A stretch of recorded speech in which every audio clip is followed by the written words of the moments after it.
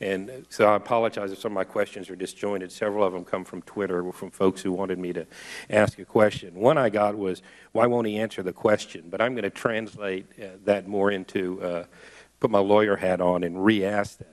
With respect to questions about the money that you made consulting on Obamacare from the both federal and state government, you've constantly lawyered up or not answered the questions or not recalled. I want to be perfectly clear. This committee has government-wide jurisdiction. We are the taxpayer watchdogs. I am asking you right now, flat out, to provide a detailed list of every penny of taxpayer money that you have made from the government consulting on Obamacare, be it from the federal government, be it from the state on a federally funded grant, or from a state. I am asking you to provide that within 30 days. And I would look forward to you providing it to the committee, and we'll work with Mr. Chaffetz, the incoming chairman, to subpoena that if it's not supplied voluntarily. So let me go on to a couple of questions. Do you feel bad about taking all this money from Obamacare from people you call stupid?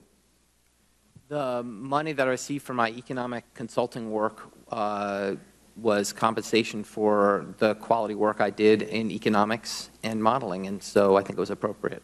Okay. You worked, you had 21 meetings at the White House. You met once in the President's office. You talked to him. Based on what the information you provided, things you heard in this meeting, these meetings, and your general understanding, do you believe that the administration was truthful and transparent in the things they said working up to the passage of Obamacare, like if you like your health care, you could keep it? I believe that the discussion of the Affordable Care Act was fully transparent, and there's enormous discussion of all of the aspects of the law. Do you feel like, well, you know, you testified earlier that you knew there was going to be some churn. Do you feel like you were complacent in presenting the Affordable Care Act in a dishonest or untruthful manner, and is that something you would like to apologize for as well? The numbers that I presented as part of my economic modeling to the administration and Congress were all to my best of my economic modeling. But you knew some of the things that the administration were saying, some of the things in the debate were not true. Why didn't you raise a red flag? Wouldn't that make you complacent? I'm not a political advisor. It's not my job to discuss what the President's saying or not saying. Let me just, this is another question from Twitter. Did your insurance get more expensive? Are you paying more for it, or did your deductible go up? Health insurance costs in America have gone up every year for the past 50 years. Did yours go up substantially more when you fell under the Affordable Care Act than it had in past years? No, it did not. Mine sure did. Let me see, where else do I want to go? When you were talking to Mr. McHenry, you said that the Affordable Care Act did not solve the problem of rising health insurance costs. You went on to say that it was a first step. What are the next steps? The next step really, in my view, is to learn from the first steps that are implemented by the Affordable Care Act, to learn what's working, what's not, and to try to build on that towards stronger cost controls in the long run. So if you were to sit down and write a new Affordable Care Act 2.0, what would be the top 2 or 3 things you would want to include in it?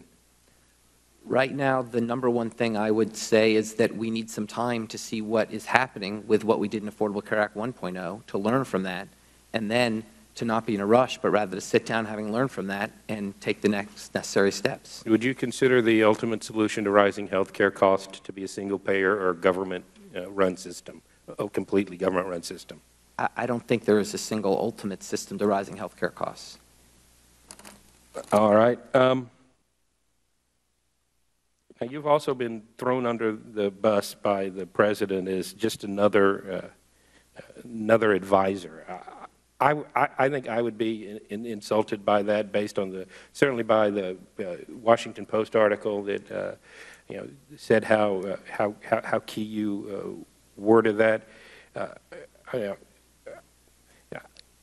You want to come clean and just tell us if you told them any of the things that they were saying were untrue, and who you told and tried to stop them. I guess that kind of loops back into my my complacency question. Could you have stopped some of those untruthful statements, and why didn't you? And would you like to apologize for not doing that? I'm not a political advisor. All right. Well, I'll yield back. Thank you, Mr. Chairman.